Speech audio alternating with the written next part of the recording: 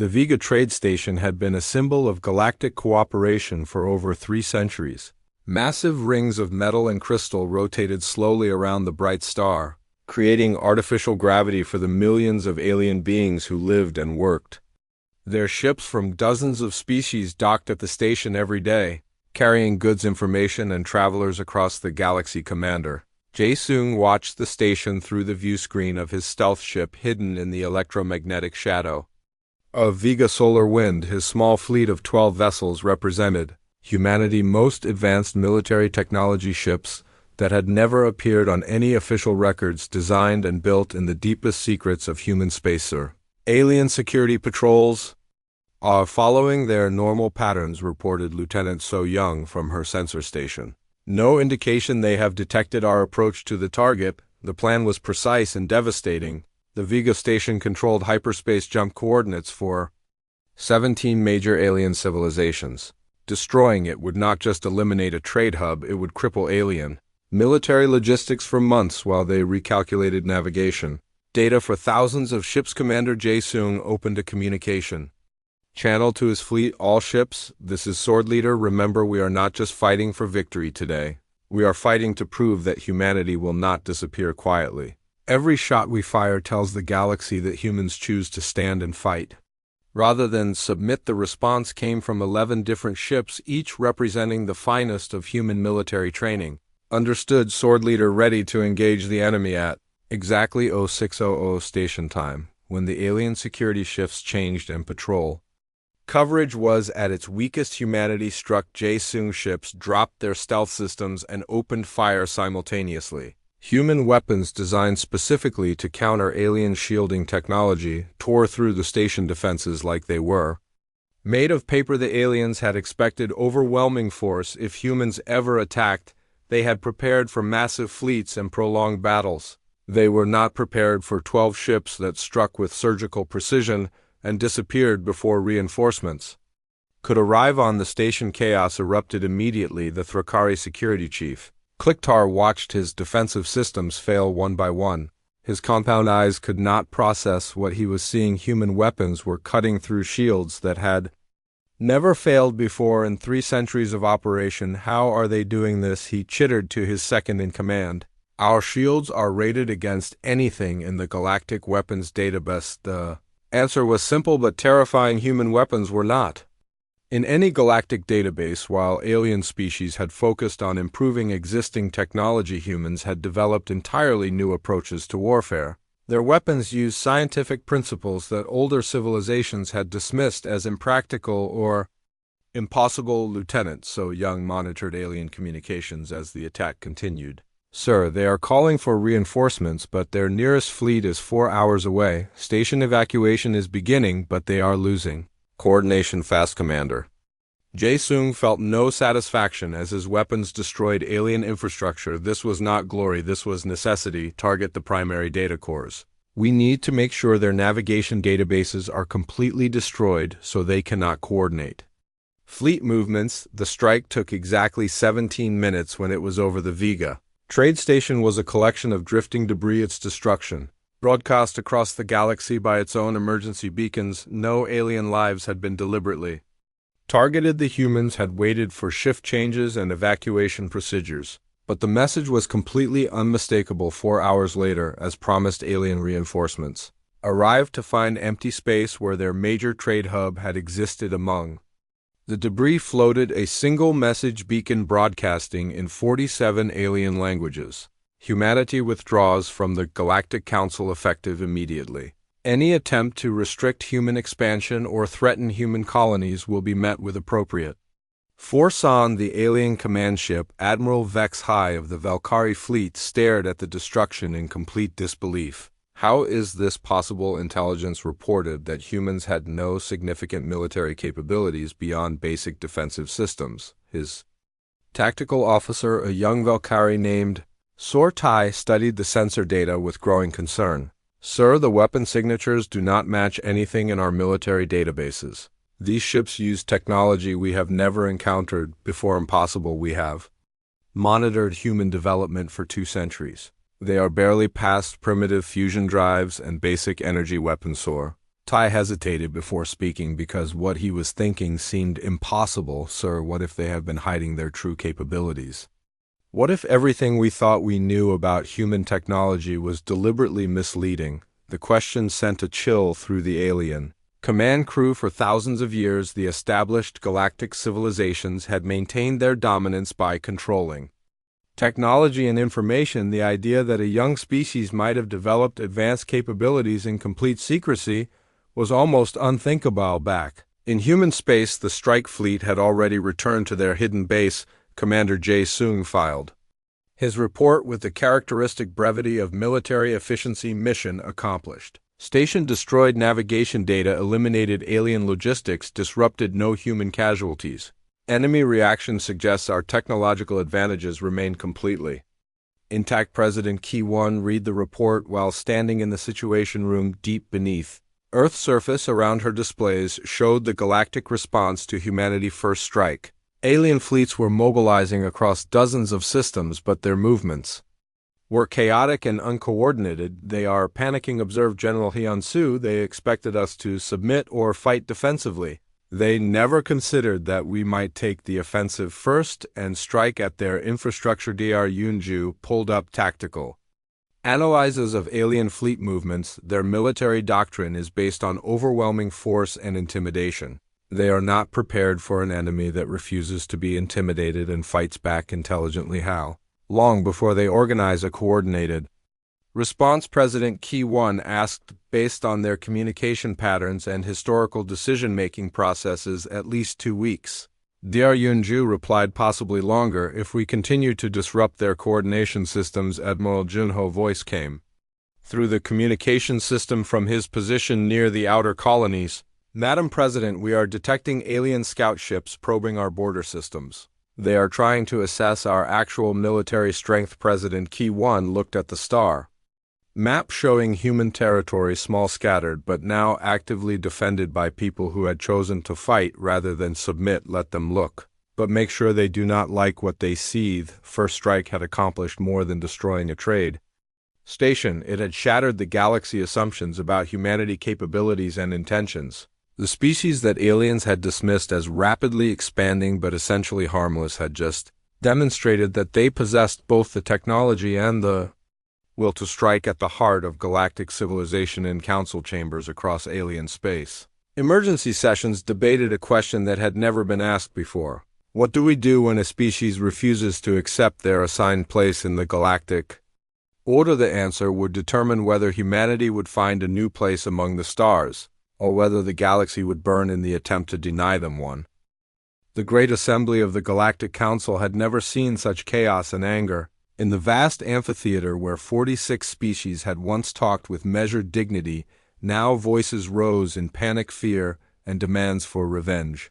The Vega Station attack had destroyed more than just a trade hub. It had shattered the idea that aliens were superior to humans. High Chancellor Mordok of the Thrakari Confederation stood at the central platform, his massive insect body shaking with rage. The humans have declared war on galactic civilization itself. Their unprovoked attack demands immediate and overwhelming response from across the chamber. The strange voice of the Zephyrian collective pulsed with unusual intensity. Agreed, this cancer must be cut out before it spreads. We propose immediate military action, total destruction of all human colonies. Ambassador Veltar of the Valkyrie Republic activated his personal shield generator as he spoke, a sign of extreme worry among his species' intelligence. Reports suggest the humans have been lying to us for decades. Their true military capabilities far exceed our estimates. A wave of concerned sounds swept through the assembled delegates. The Korathi representative, a crystal being whose species prided itself on perfect information gathering, flickered with embarrassed orange light. Our surveillance networks detected no evidence of advanced human weapons development because they learned to hide it from us, growled Supreme General Crixton of the Vorthek Empire, his cybernetic parts glowing red with combat readiness. While we watched their civilian colonies, they built secret military facilities. While we monitored their communications, they developed encrypted networks we cannot break. High Chancellor Mordok called for order with a thunderous click of his mouthparts. The question before us is not how they achieve surprise, but how we respond. I propose the formation of the Grand Alliance, all member species contributing to a unified fleet that will end the human threat permanently. The vote was swift and unanimous. 46 species pledged ships, weapons, and soldiers to the largest military force in galactic history. Within hours, the mobilization began across dozens of star systems. Admiral Zektar of the Hegemony First Fleet found himself appointed supreme commander of the Grand Alliance forces. His flagship, the Infinite Dominion, was a massive warship that had never faced a serious challenge in its century of service. Now it would lead nearly 10,000 allied ships against humanity's scattered colonies. Intelligence estimates human military strength at fewer than 500 vessels, reported his tactical coordinator. A multi-species computer system that processed information from 17 different military traditions. Our numerical advantage is approximately 20 to 1. Admiral Zektar studied the three-dimensional display showing human territory. The blue dots representing human colonies looked pathetically small compared to the vast red wave of allied ships moving toward them. Begin with the outer colonies, demonstrate overwhelming force. Perhaps the humans will surrender once they understand how hopeless resistance really is. The first target was New Sol, a farming colony of 200,000 humans on the edge of human space. The planet had no military bases, no strategic value beyond food production, and no defenses beyond a small orbital monitoring station. It should have been a simple demonstration of superior alien force. Instead, it became the aliens' first lesson in human adaptive warfare. As the alien fleet emerged from hyperspace expecting to find defenseless colonists, they were met by a defensive network that should not have existed. Hidden asteroid bases launched swarms of small, fast attack craft. Orbital platforms that had pretended to be communication satellites revealed themselves as weapon systems.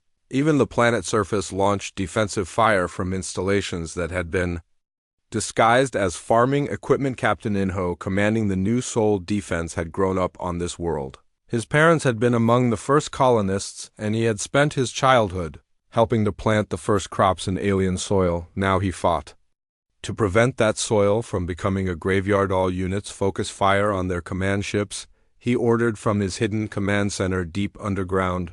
Let them feel what happens when they threaten human families and human children. The battle lasted 6 hours. When it ended, the alien fleet had suffered losses they had never imagined possible. 73 ships destroyed, over 200 damaged, and their confidence in easy victory completely shattered. Admiral Zektar stared at the tactical display in total disbelief. His overwhelming force had been fought to a standstill by a handful of human defenders. How is this possible? Our intelligence indicated no significant defenses on this world, sir, his tactical coordinator responded with electronic uncertainty. It appears the humans have been building hidden defenses throughout their territory. Every colony may be similarly protected. The news reached the Galactic Council within hours, transmitted by shocked alien survivors who could barely describe what they had experienced. Human weapons that ignored conventional shields, tactics that seemed to predict alien moves before they were made, defenders who fought with the intensity that alien military thinking could not explain. Emergency sessions met across alien space. As the reality of the situation became clear, this would not be a quick demonstration of superior force. The humans had prepared for this war, and they intended to win it. High Chancellor Mordock addressed the council. With grim determination, the humans have proven more dangerous than we thought. We must increase our response. I authorized the use of planet-killer weapons. The chamber fell silent. Planet-killer weapons had been banned for over 1,000 years, considered too terrible even for use against the most dangerous enemies. Their use would mark the complete abandonment of civilized rules of warfare. The motion is seconded, came the voice of the Zephyrian collective. Humanity has rejected civilization. They must be answered with absolute force. The vote was closer this time, 28 in favor, 15 opposed, 3 abstaining. But it passed. In human space intelligence networks that the aliens still did not know existed intercepted the decision within hours. President Key Wan received the news while touring the underground factories where human civilians worked around the clock to produce weapons and ships. They have authorized planet killers. General Hyensu reported grimly. Complete sterilization of human worlds. President Kiwan looked out at the workers, men and women, young and old, all united in the desperate effort to defend their species' right to exist. Then we increase our response as well, activate the deep strike protocols de our Yunju.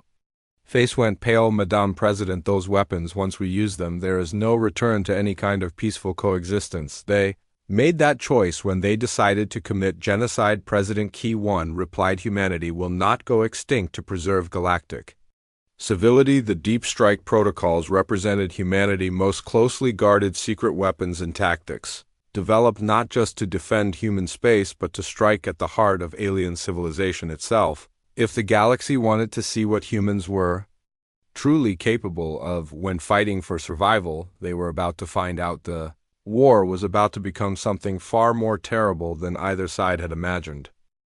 The emergency meeting of Earth United Colonial Council took place deep underground in the secure bunkers beneath Geneva. President Ki-1 face appeared on screens throughout human space as colony leaders, military commanders, and civilian administrators joined the secret transmission from 47 different worlds. Dong Min finished telling everyone what had happened at the Galactic Council. His voice was steady, but everyone could hear the anger underneath. The Galactic Council has given us 30 days to follow their restrictions or face enforcement action. They have made it very clear that peaceful solutions are no longer possible. General Hyan Su, commander of Humanity Colonial Defense Forces, leaned forward in his chair. His old weathered face showed no surprise, only determination. How long have we been preparing for this exact situation? Since the Proxima incident 3 years ago.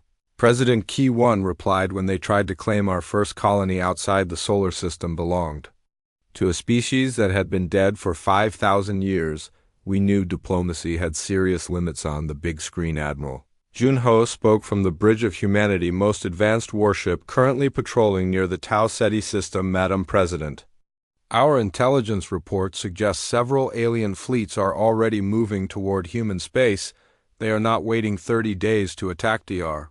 Yunju, head of Human Defense Research, activated a three-dimensional display showing the galaxy political ethical map. Human systems appeared as tiny blue dots scattered among the vast territories controlled by alien species. The numbers look impossible. 46 species against 1. Their combined fleets outnumber ours 50 to 1. Numbers are not everything. General Hyan Su said quietly, they have never fought humans before. They do not understand what we are capable of when we are cornered and fighting for survival. President Ki-1 stood up, knowing her decision would change human history forever. Activate Protocol 7. All human colonies are to implement immediate defense measures. Diplomatic relations with alien species are suspended indefinitely starting right now. Protocol 7 had been humanity's deepest secret. While maintaining peaceful relations with the Galactic Council, human engineers had been designing weapon systems based on a simple idea: if diplomacy failed, humanity would not go quietly into extinction. Commander Taekyung, speaking from the mining colony on Kepler 442b, raised his hand. Madam President, what about human civilians living in alien territories? There are over 2 million humans scattered across non-human worlds working and living there. The question created heavy silence in the room. Everyone knew the answer, but saying it out loud made it real, and terrible. Emergency evacuation begins immediately. President Ki-1 replied, any human who can reach our territory has 72 hours to do so. After that, she paused, feeling the crushing weight of leadership on her shoulders. After that, we assume they are prisoners of war. Dr. Ju activated another display showing weapon designs that had never been seen outside the most secret human facilities. Our advantages are mobility, adaptability, and desperation. Alien military thinking has not changed in centuries. They fight like they negotiate slowly with overwhelming force, expecting the enemy to give up. What is our first move? Admiral Junho asked from his ship. General Hyan Su smiled, but it was not a happy smile. We do not wait for them to come to us. Humanity has always been at its best when taking the fight to the enemy first. The three-dimensional map zoomed in on the Vega system, where a major alien trade hub connected 17 different species commercial networks. If they want to see what humans do when diplomacy fails, we will show them exactly what we are capable of. President Ki-1 felt the weight of history pressing down on her in the span of a single council meeting. Humanity Had gone from seeking peaceful coexistence to planning for total war. Are we completely sure about this path? Once we start fighting, there will be no going back to the negotiating table. Ever Dong Min, who had spent his entire career believing in peaceful solutions, answered without any hesitation. They abandoned the negotiating table first, Madam President. They showed us that in their galaxy, there is no room for humanity to grow, to thrive, or even to exist safely. They have made survival our only choice. The transmission included voices from every human colony: farmers on agricultural worlds, miners working in asteroid belts, scientists on research stations, families raising children on worlds their grandparents had never dreamed of. Visiting all of them faced the same terrible choice: submit to alien control or fight for the right to exist as free humans. A young voice came through the communication system. Hana, a colonial administrator barely out of university, managing a settlement of 10,000 humans on the edge of Galactic Council space. President Key: 1. My people are asking what exactly we are fighting for. How do I answer them when they are scared? President Key 1 looked around the room at faces she had known for years. People who had dedicated their lives to building something better for humanity among the stars. Tell them we are fighting for the right to choose our own future. Tell them we are fighting so that human children can grow up free to explore, to create, to become whatever they dream of becoming. She paused, then added words that would be remembered as long as humans traveled between the stars. Tell them that when the galaxy decided humanity had no place at the negotiating table, we decided to build our own table, and anyone who wants to break it will discover what humans are truly capable of. When fighting for survival, the transmission ended with a simple command that would echo across human space: prepare for war. In the silence that followed, Dr. Yunju quietly activated the final protocol, one so secret that only 5 humans in the entire galaxy knew it existed. Deep in hidden facilities across human space, weapons that violated every galactic convention began their startup sequences. Humanity was about to show the galaxy what happened when a species with nothing left to lose decided to fight for their right to exist. The aliens thought they knew what humans were capable of. They were completely wrong. On distant human colonies, families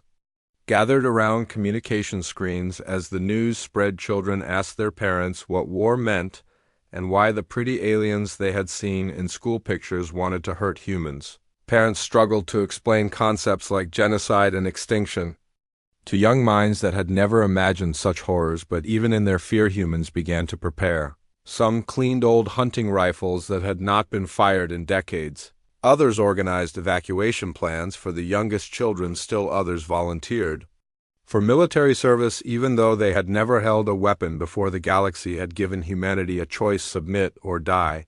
But there was a third option that the aliens had never considered. Humanity could choose to fight and make the galaxy pay such a terrible price for their extinction that the survivors would never again threaten another species' right to exist. Deep in space, human ships that had pretended to be simple cargo vessels began revealing their true nature. Weapon ports opened on vessels that had claimed to carry only farming equipment. Scientists who had spent years studying alien technology began applying their knowledge to military purposes. The countdown to war had begun, and humanity was not planning to lose. The huge crystal dome of the Galactic Council chamber buzzed with angry voices and strange sounds. Ambassador Dong Min sat at the small human table in the center of the massive room, while alien creatures made clicking noises and electronic beeps. All around him, 47 different alien species filled the chamber with their weird shapes and colors, but they all seemed to agree on one thing: they hated humans. Captain Su Jin shifted in her chair next to Dong Min, her military training maid. Her want to fight, but she had to stay quiet during these meetings. The rules said humans could only speak when asked direct questions. Everything else was just listening to aliens complain about human colonies and human ships and human expansion into space. Dr. Bo Ram, the youngest human in the room, took notes on her small computer. She had spent months preparing charts and data and proof that humans had done nothing wrong. But looking around at all the angry alien faces, she was starting to think her evidence would not matter. The aliens had already decided humans were guilty. The tall, blue-skinned Valkyrie alien standing at the speaking platform had been talking for 3 hours. His voice sounded like breaking glass and made the humans Want to cover their ears, he pointed one of his forearms at the human table and spoke in the common galactic language. Your species continues to pollute our sacred mining areas on planet Kepler 442b. Your machines destroy the places where our children are born. Your expansion threatens the balance we have maintained for thousands of years. Dong Min wanted to stand up and shout. The humans had found that planet first they had followed every single rule and law the Galactic Council had made. They had sent all the right papers and waited for approval, but somehow it was still humans who were being blamed for everything. A floating jellyfish creature with crystal tentacles began glowing angry red light. This was a Zephyrian, and when they turned red, it meant they were very upset. Humans expand too fast across the galaxy. They claim star systems before getting proper permission from the Council. This aggressive behavior makes all peaceful species afraid. The chamber filled with hostile sounds, clicking and whistling and electronic pulses that all seemed to be laughing at the humans. A massive bug-like creature with sharp claws clicked its mouth parts, and what humans had learned was alien laughter. Humans talk about following rules while their ships multiply like diseases across our galaxy. Su Jin felt her jaw muscles tighten. She had read the secret reports. Human colonies were doing well and growing, but they were also under constant attack. Pirates hit human supply ships regularly. Alien companies tried to steal human-developed worlds using legal tricks. Yet somehow the aliens always painted humans as the bad guys in these situations. The ancient council speaker raised its staff for silence. Nobody knew what species it belonged to because it was so old and used machines to help it talk. The charges have been heard. Humanity must stop all expansion activities immediately. All existing human colonies must accept council oversight and control the RBO. Ram looked up from her computer.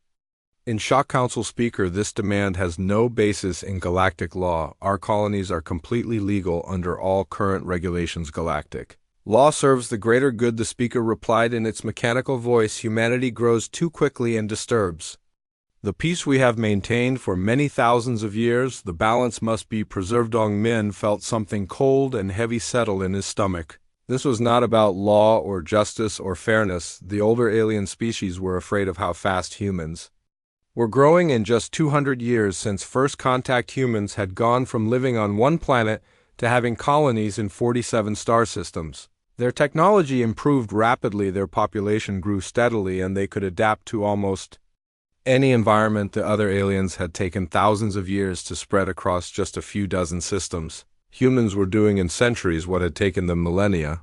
The older species were terrified that humans would soon be too powerful for them. To control the voting began. One by one, alien delegates pressed buttons on their desks. The huge display screen showed the results in real time. 44 votes to restrict human expansion, 0 votes against, 3 abstentions from species that never took sides in any argument. Su Jin stood up slowly. Her hand moved toward where her weapon would normally be, but human diplomats were not allowed to carry arms into council meetings. This vote violates 17 different sections of the Galactic Charter, she said in a clear, strong voice. The Charter serves those who respect galactic harmony, the smug Valkyrie delegate replied. Humans have proven they cannot be trusted with unlimited growth privileges. DRBO. Ram felt her scientific mind racing. Through all the implications, these restrictions would trap humanity in their current star systems. No new colonies meant no access to new resources. No new resources meant their technology would stop improving. It was a death sentence disguised as a law. Dong Min began gathering his papers very slowly and carefully. His movements looked calm, but inside his mind something fundamental was changing. For decades he had believed in diplomacy and negotiation and the power of reasonable discussion. The council had just proved those beliefs were completely naive. He looked around the chamber one final time, memorizing the faces of creatures who had just declared war on humanity without firing a single shot. The bug-like Thakari delegates were making happy chittering sounds. The floating Zephyrians pulsed with satisfied blue light. The Valkyrie representative was already talking to other delegates about dividing up mineral rights on human worlds. The human delegation requests a recess. Dong Min announced, using the formal diplomatic language. Granted, replied the speaker. Resume tomorrow at dawn. Cycleva. 3 humans walked out together. Their footsteps echoed loudly in the vast, empty corridor outside the chamber. None of them spoke until They reached their secured transport vehicle only after Su-jin activated the privacy shield. Did anyone break the silence? They are not going to let us win through talking, are they? Su-jin asked quietly. Dong-min looked at his two companions. These people, who had dedicated their lives to peaceful solutions and diplomatic answers. No, he said, they are not going to let us win at all. Dr. Bio Ram looked between the ambassador and the captain. So what do we do now? The transport lifted off from the council station and began the long journey back to human space. Through the viewport they could see alien ships already moving toward human territory. The enforcement fleets were mobilizing even before the 30-day deadline the council had given humanity to comply. Dong-min felt the weight of history pressing down on his shoulders. In the span of a single meeting, humanity had gone from seeking peaceful coexistence to facing complete extinction. The aliens had made it clear there was no room in their galaxy for human growth or human dreams or even human survival. We go home, he said finally, and we prepare for war. The words hung in the air like a death sentence. The age of human diplomacy was over. The age of human survival was about to begin. Back on the council station, alien delegates celebrated their victory over the troublesome human species. None of them suspected that humanity had been preparing for this moment for years. While they had debated and voted and made speeches, human engineers had been designing weapons and human strategists had been planning campaigns and human colonies had been building defenses. Aliens thought they had seen everything humans were capable of. They were wrong. In secret facilities across human space, systems that had never appeared on any official records began powering up. Weapons that violated every galactic convention started their activation sequences. Ships that had been disguised as mining vessels revealed their true military purpose. Humanity was about to show the galaxy what happened when a species had nothing left to lose except their freedom. The aliens had abandoned the negotiating table first. Now they were going to discover what humans did when talking was no longer an option. The war that would reshape the galaxy was about to begin, and it would start with the aliens learning their first painful lesson about underestimating human determination. Deep in the Sagittarius Arm, far from any known hyperspace, wrote the human facility called Project Prometheus, hummed with activity that would have terrified the Galactic Council if they had known it existed. Dr. Min-ho stood before a massive three-dimensional display showing the galaxy power grid, the ancient network of energy collectors and distributors that had powered galactic civilization for over 50,000 years. The aliens think they understand warfare, he said to the assembled team of humanity's finest minds. They think in terms of fleets and planets, winners and losers. They do not think about infrastructure. The display zoomed in on key points in the galactic power network, massive stellar collectors that gathered energy from dying stars, quantum distributors that sent power across impossible distances, all of it controlled by systems so ancient that most aliens had forgotten how they worked. They simply accepted that the lights stayed on and the machines kept running. Engineer Yu-jin studied the technical information with growing excitement and horror. If we could disrupt even a dozen key points simultaneously, we could crash power across 17 major alien civilizations, their fleets, their colonies, their life support systems. Everything depends on the galactic grid. The attack on Vigo was just the opening move, Dr. Min-ho continued. While they mobilize fleets to destroy our colonies, we prepare to shut down their entire civilization.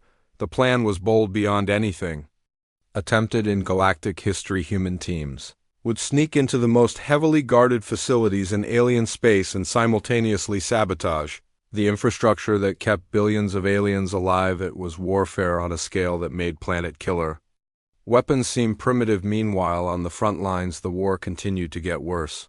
The alien Grand Alliance had abandoned any pretense of civilized warfare. Their planet killer weapons struck at Harmony Station, a human research colony of 50000 civilians. The attack was meant to demonstrate how hopeless resistance really was. Instead, it lit something in humanity that the aliens had never encountered before. Commander Se-jin watched from the bridge of her stealth ship as Harmony Station died.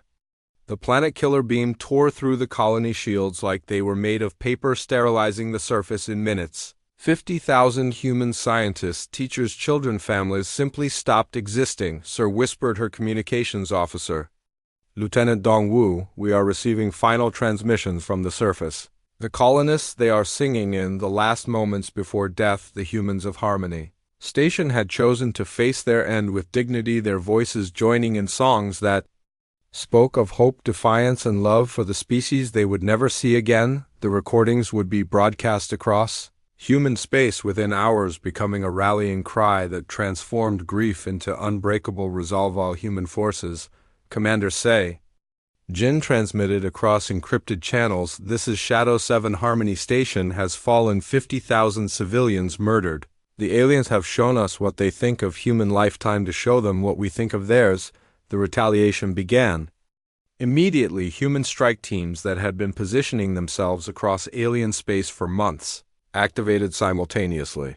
The targets were not military bases or colonies, they were the foundation systems that held alien civilization together on Velkana Prime, the capital world of the Velkari Republic. The lights went out at exactly midnight local time. Engineer CO and her team had spent 6 months disguised as maintenance workers, slowly installing modified parts in the planet primary power distribution center. When they activated their sabotage, every artificial system on the planet shut down at once. Life support failed in underground cities, transportation networks collapsed, communication systems went dark. The most technologically advanced species in the galaxy was suddenly reduced to pre-industrial survival in a matter of minutes. Similar strikes hit 17 major alien worlds at the same time. The Thrakari Confederation lost power across their core systems. The Zephyrian collective hive mind networks collapsed when their communication relays went offline. The Korathi crystal cities went dark for the first time in thousands of years. In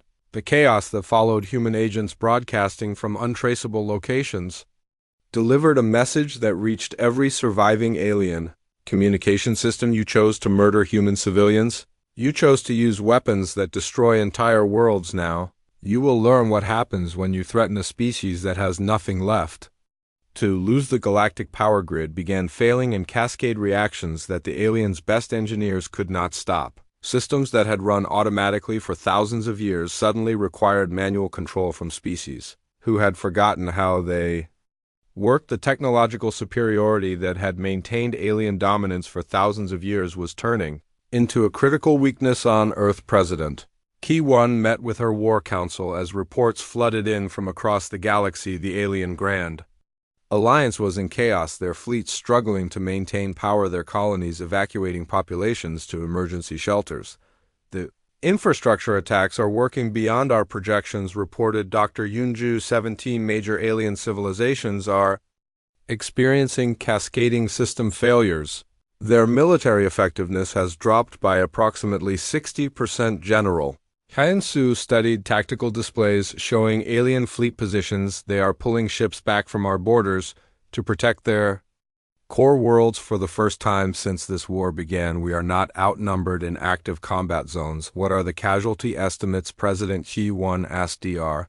Yunju hesitated. If the power failures continue, billions of aliens could die from life support failures, transportation accidents, and social collapse. We are not just fighting their military, we are threatening their entire way of life. The weight of those numbers settled over the room. Humanity had always prided itself on fighting with honor, protecting civilians, minimizing unnecessary damage. Now they were conducting warfare that could kill more aliens than had died in the previous 1,000 years of galactic conflicts.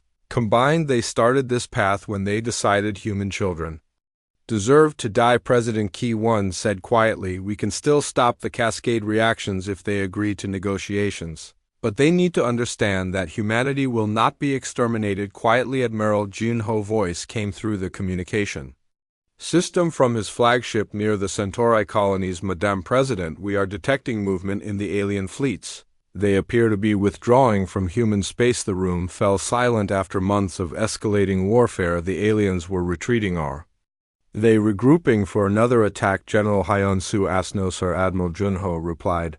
"Intelligence suggests they are returning to defend their core worlds. The infrastructure attacks have forced them to choose between continuing their offensive and preventing total societal collapse." President Key 1 felt a mix of relief and horror. Humanity had achieved something unprecedented. They had forced the galaxy's greatest powers to retreat, but the cost in alien lives was climbing toward numbers that would haunt human conscience for generations. Prepare a message for the Galactic Council, she ordered. Tell them humanity is prepared to negotiate.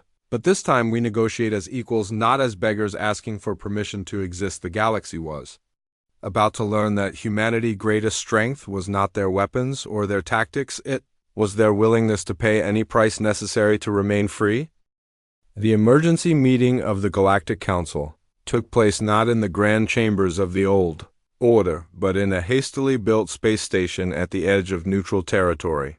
The great capitals of alien civilization were still struggling to restore power, their proud cities operating on emergency systems, while their finest engineers worked desperately to understand and counter human sabotage. President Kiwan arrived aboard the diplomatic vessel Unity, escorted by a fleet that no longer hid its capabilities. The ships that came with her represented technology the aliens had never seen, carried weapons they could not counter, and were crewed by humans who had proven they would rather die fighting than live in submission. The reception committee was much smaller than in previous diplomatic meetings. Many species were too busy preventing societal collapse to send representatives.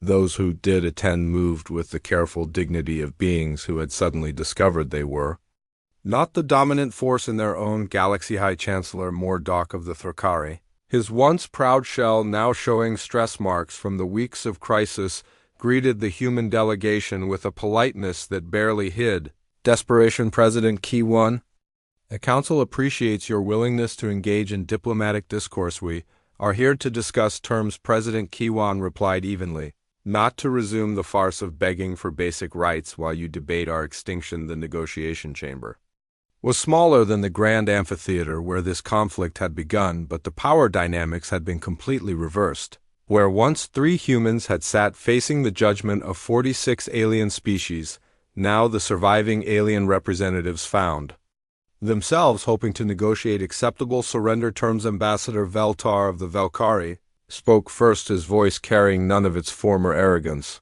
The cascading power failures across our civilizations, can they be reversed? Dr. Yunju, now serving as humanity chief technical negotiator, looked at her tablet with deliberate care. The immediate failures can be corrected within days. The modified components can be removed, the sabotage systems can be repaired, but the underlying vulnerability will remain until your species learn to maintain the systems they have depended on for thousands of years.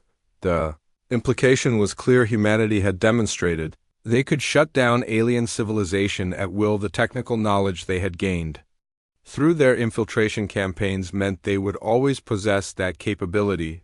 What do you want? Asked the representative of the Zephyrian collective, their usual ethereal confidence replaced by practical urgency. President Gio activated a 3-dimensional display showing the galaxy with new territorial boundaries, marked in blue, recognition of human sovereignty over all systems we currently occupy.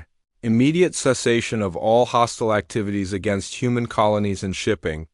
Formal acknowledgement of humanity right to expand into unclaimed systems without council approval. That would give humans control over nearly 200 star systems, protested the Korathi delegate, their crystal form flickering with worried light. 200 systems out of millions. General Hyon Su replied calmly, less than 1% of the galaxy. Hardly the threat to galactic balance you claim to fear. High Chancellor Mordok shifted uncomfortably, and in return we restore your power grids. We provide technical assistance to help you understand and maintain the systems your ancestors built. We cease all infrastructure attacks and return to our original desire for peaceful coexistence. The alien delegates exchanged glances that spoke volumes about their reduced circumstances. The proud civilizations that had ruled the galaxy for thousands of years were being offered survival in exchange for acknowledging the legitimacy of human expansion. There was a long pause before the Zephyrian representative spoke. What guarantees do we have that humans will honor this agreement? President Kiwan smiled, but it was not a pleasant expression. The same guarantee you gave us when you voted to restrict our expansion and authorize planet killer weapons. Our word. The silence stretched uncomfortably before High Chancellor Mordok spoke. What about reparations for the damage to our infrastructure? Dr. Yunju looked up from her tablet. Reparations: 50,000 human civilians were murdered. At Harmony Station, millions more were threatened with extermination. Your infrastructure can be repaired. Our dead cannot be brought back to life. The alien delegates realized they were in no position to make demands. The power grid failures had demonstrated just how dependent their civilizations had become on technology they no longer understood. Meanwhile, humanity had proven they could survive and fight effectively, even when vastly outnumbered. We need time to consult with our government's ambassador, Veltar said finally. You have 48 hours, President Ki-1 replied. After that, we resume infrastructure operations, and you can explain to your people why the lights are still out. The negotiations continued for 2 days, but the outcome was never in doubt. The aliens had learned that humanity was not just another species to be managed and controlled. They were dealing with beings who had chosen to risk everything rather than accept an inferior position in the galaxy.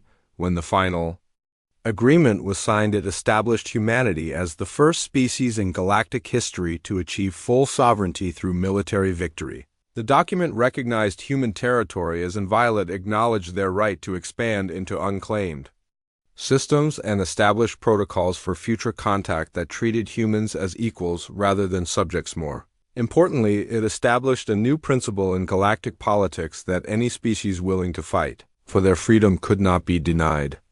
Through simple vote or overwhelming force, the galaxy had learned that determination could triumph over numerical superiority. President Ki-1 stood before the assembled alien delegates as the agreement was ratified. This war could have been avoided if you had simply accepted that humans deserved the same rights as any other species. Instead, you chose to threaten us with extinction and learned what we are capable of when fighting for survival. She looked around the chamber at faces that showed fear, respect, and grudging admiration. Let this be a lesson to any species that thinks it can control the destiny of others. The galaxy is vast enough for all of us, but only if we treat each other with the respect that sentient beings deserve. The ceremony ended with humanity taking its place as an equal member of galactic civilization, but under very different terms than anyone had imagined.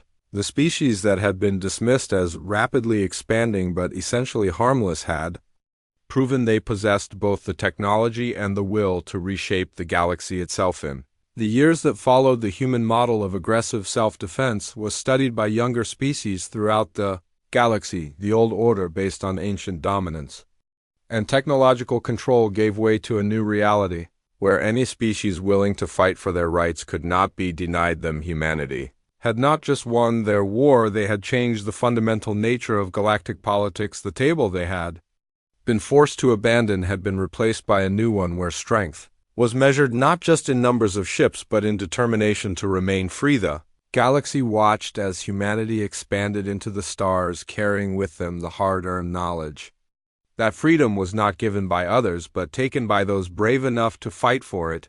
And in the depths of space, human children grew up knowing they would never have to ask permission to dream of the stars.